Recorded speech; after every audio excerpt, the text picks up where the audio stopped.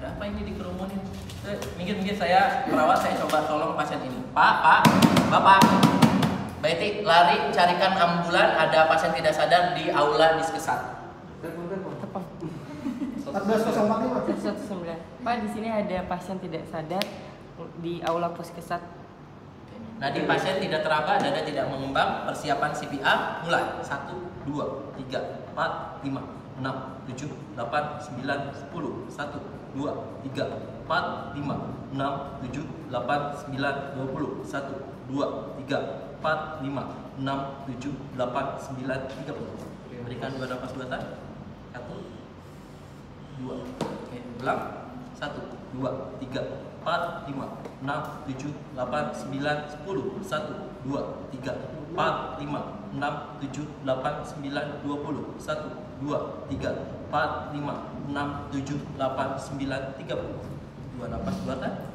1, 2. Oke, ulangi.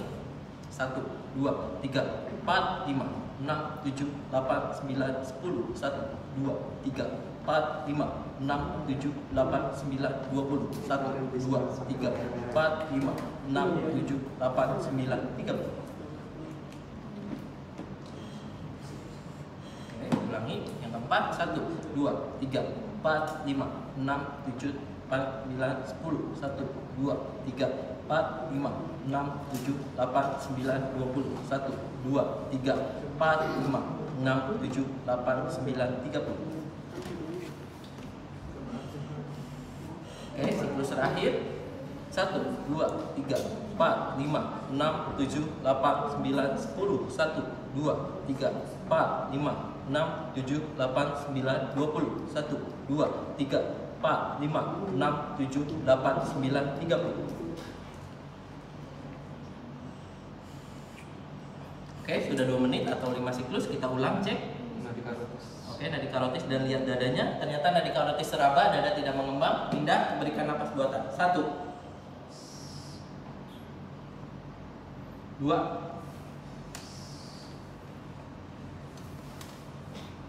3, 4, 20. Oke, biar cepat ya. Oke, 2 menit. Cek ulang, lihat dadanya. Ternyata nadi kembali teraba, dada sudah mengembang. Oke, buka jalan napasnya, pantau sampai dokter atau tim penolong datang ya. Kalau nanti pasien ini korban ke tenggelam atau memakan atau resiko aspirasi banyak cairan, itu boleh dimiring mantap atau recovery posisi ya. Boleh 1 orang sini. Posisi mantap. Oke, boleh. Ini aja ya. Ayo Bang, tidur Bang. Tidurnya nggak gitu dong. Mantap. Oke. Kita lakukan posisi mantap atau recovery posisi. Lakukan ke arah kita, boleh ke arah sana. Yang penting pasiennya terkontrol ya. Oke, yang pertama letakkan tangan terdekatnya di arah samping kepala pasien. Lemes aja, lemes. Ya, selanjutnya tangan ditaruh di samping pipi lawan arah. Oke. Kaki ditekuk. Oke, lemes aja Bang. Oke ya. Terus pegang, kita tarik ke arah kita. Ya, usahakan si kakinya dijatuhkan ke sini sebagai pengunci biar dia tidak bisa balik, dan usahakan tangan tadi ininya ada di pipi pasien biar nanti kalau ada ada debu atau pasir dia tidak masuk ke jalan nafas. Lemes aja Bang. Oh ini lemesnya kayak gini ya. Kayak gini ya, kurang lebih kayak gini. Cukup, terima kasih. Izin mau nanya. Boleh. Kalau untuk posisi mantap itu kegunaannya untuk apa? Sip. 1 ya, mencegah aspirasi. Jadi pada pasien-pasien korban tenggelam biasanya pasti ada reflux atau ada pengeluaran setelah kita CPR nih. Dia karena dikasih napas buatan, lambungnya penuh, nanti cairannya keluar. Nah, kalau dibiarkan kayak gini, cairan keluar itu masuknya ke jalan napas, nanti bisa mempercepat henti jantung lagi. Jadi biar mencegah itu, kalau di luar rumah sakit dimiringkan kayak gitu. Ya, selain itu tadi kalau dengan miring seperti itu gitu ya, resiko untuk membuka jalan napasnya juga lebih baik gitu dibanding dengan yang lain. Ya. Ada lagi? Ada pertanyaan lagi. Yang kedua itu ketika kan kemarin bisa kalau misalnya kan kalau untuk nafas buatan udah nggak boleh dilakukan buat menolong itu.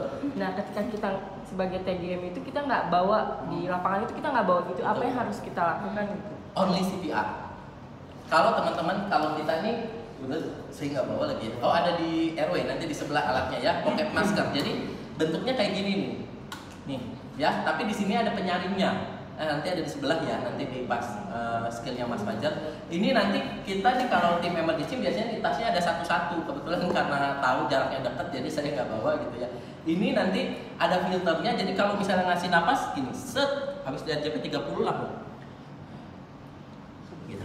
Nah, tapi kalau misalnya kita juga nggak ada alat ini, karena alat ini juga lumayan ya, 70 sampai 100 ribu nih si pocket masker yang filter itu. Ya udah mau nggak mau RJP aja selama 2 menit. Terus-terusan aja Berarti nggak usah dikasih napas. nggak usah dikasih napas. Bukan nggak apa-apa, karena kita nggak punya alat bantu dan kita nggak mungkin kokok bibir ke bibir, nggak ada kokok aja langsung sosor gitu mungkin ya. Udah cantik gak apa-apa. Kecuali keluarga paling. Ya betul, kecuali keluarga dan orang terdekat yang tahu, misalnya anak gitu ya, misal kakak, ibu boleh. Tapi kalau misalnya orang lain tidak dianjurkan. Kalau ditanya efektifan yang mana ya 30/2. Tapi karena situasinya berbeda, kita nggak punya alat bantu, kita nggak kenal pasiennya, ya udah yang penting kita usahakan jantungnya berdenyut dulu. Untuk napas urusan nanti. Dan yang ketiga, Mas, jadi kayak gini, kita kan sebagai tenaga medis ini pasti kan kalau misalnya ada orang yang henti jantung pasti kita berniat untuk menolong. Betul. Tetapi terkadang kan masih banyak banget masyarakat tuh yang awam dengan hal ini. Nah, ketika kita berinisiatif untuk menolong, saya sebagai tenaga medis untuk ingin menolong. Nah, kan kita meyakinkan diri dan mereka percaya, tapi kan kita nggak tahu misalnya ada halnya tidak tertolong atau tertolong gitu yang kedua. Dan hal yang kita nggak maukan itu kan tidak tertolong. Nah, ketika tidak tertolong itu pasti ada beberapa keluarga mungkin ada yang tidak terima dan menyalahkan kita. Itu bagaimana sebagai diri kita sebagai tenaga medis itu, waduh takutnya kita yang disalahkan atau ada pembelaan kah buat diri kita? Ya. Pertanyaannya bagus banget nih ya, karena memang tidak semuanya ada di kota ya. Mungkin nanti pulang kampung nih habis lulus kuliah gitu, atau nanti ditempatin di daerah-daerah. Satu, ada pelatihannya, teman-teman akan terlindungi secara undang-undang. Ya, ditulis dari Undang-Undang Kesehatan saat kondisi emergensi itu nolong pasien dibolehkan walaupun misalnya nggak ada dokternya. Ya, terus gimana kan kondisinya bisa aja tuh kita selamatin selamat, bisa aja pas diselamatin meninggal gitu ya. Padahal kita udah usahain. Memang kayak gitu di lapangan pun. Nah makanya punya modal sertifikat. Nah makanya sertifikat itu secara administrasi akan menolong kalau misalnya nih amit-amit misalnya keluarga pasiennya ngegugat ke etik misalnya, mana nih si etik ini gini-gini gitu ya. Oh saya gugat lagi, tenang udah ini ya, tinggal jelasin aja, oh kemarin saya nolong pasien, jadi pasien tergeletak karena saya sudah ini, saya lakukan usaha CPR ya. Dengan CPR misalnya 4 menit tidak tertolong gitu. Oh ya udah, memang kamu sudah pelatihan sudah Pak, udah aman.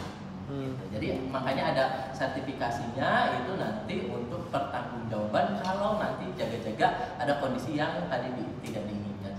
Ya. Izin. Boleh. Izin Andrian izin bertanya.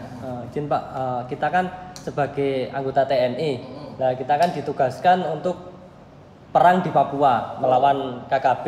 Nah kemudian kita tuh dalam satu regu itu kita kan sebagai tim kesehatan. Nah di depan tuh ada korban luka tembak dada kanan. Ya. Nah kemudian sedangkan korban tersebut henti jantung juga. Terus bagaimana yang kita lakukan tindakan? Apakah menghentikan pendarahan di dada dulu atau mengatasi henti jantung terlebih dahulu? Kalau dua kondisi itu muncul, saya bilang bahwa jantung adalah pusat kehidupan. Jadi selamatin jantung. Kalau misalnya banyak orangnya, satu tutupin si darahnya, satunya CPR. Nah. Tapi kalau sendiri ya mau nggak mau jantungnya dulu, karena harus memilih. Konsepnya kalau jantung berhenti, CAV. Ya. Untuk pendarahannya, kalau seandainya kita jantung terlebih dahulu kan kita kompres jantung nih. Iya memang. Nah, terus pendarahannya bagaimana aja? Kalau kasus perdarahan akan sulit untuk diselamatkan, jadi keberhasilannya akan kecil. Oh. Ya apa kalau misalnya harus ditolong mau gimana? Ya kita tahu kalau perdarahan jantung butuh darah juga untuk dipompakan. Tapi kalau misalnya kita biarin lama ya jantung nggak akan efektif. Gitu jadi pilihannya. Ya. Sulit. Ya udah, kalau misalnya mau gini-gini kan nggak mungkin ya. Kalau kita ngelamaan nutup luka, udah keburu nemenin ya, udah capek-capek doang nantinya. Lillahi ta'ala. IWR, Benar, sindrom ya. IWR. Jadi kita udah tahu prediksinya. Jangan terlalu berharap kalau ada situasi kayak gitu. Kalau disuruh milih gimana caranya? Ya tadi CPR, kalau ada 2 orang, satu tutup, satu CPR. Betul. Iya, kemungkinan kayak gitu. Soalnya kan kalau belum ditutup kan kita kecil. Ya, kemungkinan itu ya, makanya resikonya kalau pasien-pasien berdarah itu banyak yang nggak selamat karena itu tadi, jantung butuh darah untuk dipompakan sedangkan dia keluar terus. Ya, sedangkan kalau kita biarin jantung kita nutup dulu luka gitu ya, kita tahu bahwa nanti jantung nggak bisa dibiarin terlalu lama. Ya udah nanti, ya udah resikonya ya gitu. Kalau seandainya gigitan ular, Pak? Gigitan ular? Apanya? Jadinya mungkin kakinya kegigit ular nih, kepatok. Kan kita kan patroli di hutan-hutan, Betul. kepatok cetak. Nah terus itu kan kalau ular di sana kan berbisa ya Pak ya.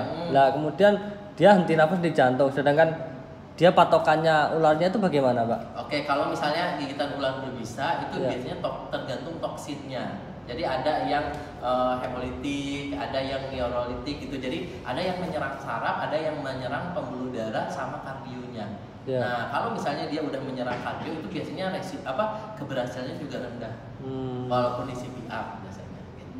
Jadi jawabannya ini tetap aja jantung dulu. Diusahakan aja dulu, diselamatkan jantungnya, usahain berdenyut baru treatment. Tapi kita juga tahu kalau kita biarin juga si usahanya berjalan gitu. Biasanya kan misalnya dulu ya kan. Soalnya pilihannya pasiennya udah henti jantung gitu. Kalau misalnya pasiennya digigit doang, kita bisa tuh fiksasi dulu ya, fiksasi baru kita. Kecuali ularnya ular Nadine. Kecuali ularnya Oke, ada lagi? Siap. ular Adrian. Boleh. Enak, Bang. Kalau misalkan Mau jadi ular. dia kecelakaan ular terus berbarengan sama henti jantung itu gimana? Ya jadi pilihannya patah tulang dengan perdarahan itu resiko berhasilnya sangat kecil. Iya. Apakah mau ditolong apa enggak? Biasanya ya udah mandiri. Ini ada pura-pura nggak bisa. Ya. Negeri Konoha beda. Iya ya. Indonesia. Boleh. Silakan. Tadi kan Bapak jelaskan itu 5 siklus ya. Betul. Apa CPR-nya?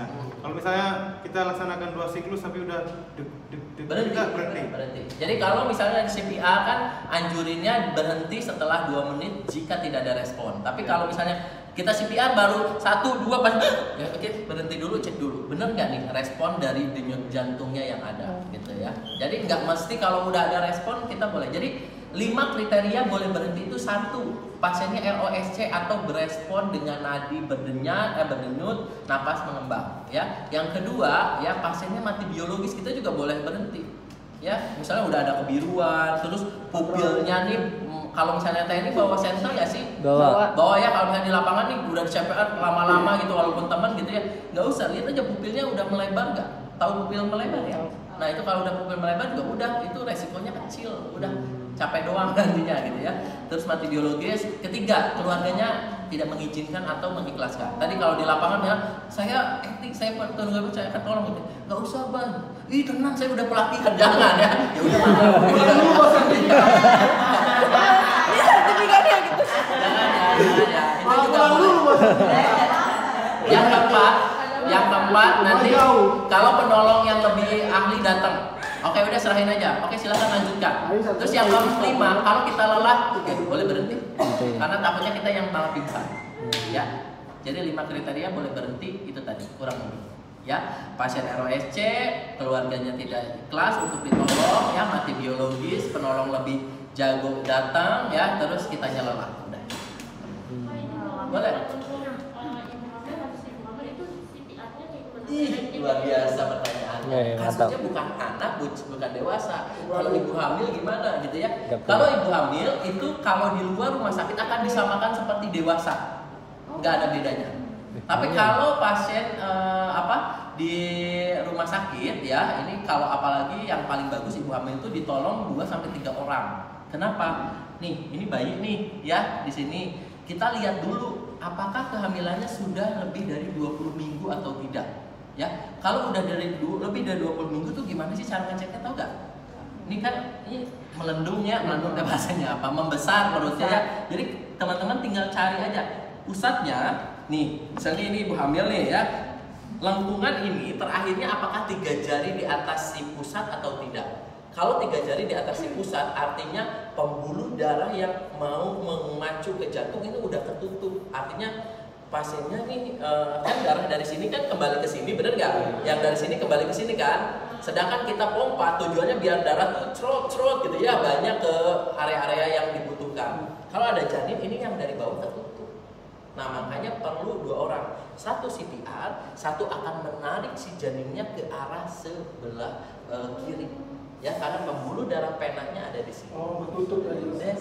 Ketahan oleh si bayi. Nah kalau kita di rumah sakit, anjurannya adalah kita hanya akan menolong 4 menit, artinya 5 siklus cek. Kalau nggak ada 5 siklus selanjutnya kita harus sudah siapin oka, ya tanyain keluarganya mau nolong ibunya atau kita selamatkan anaknya.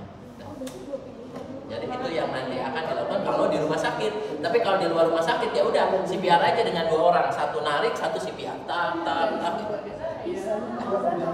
Gitu. Ya, jadi digini ini satu orangnya gini nih. Baik ininya jadinya digeser ke kiri.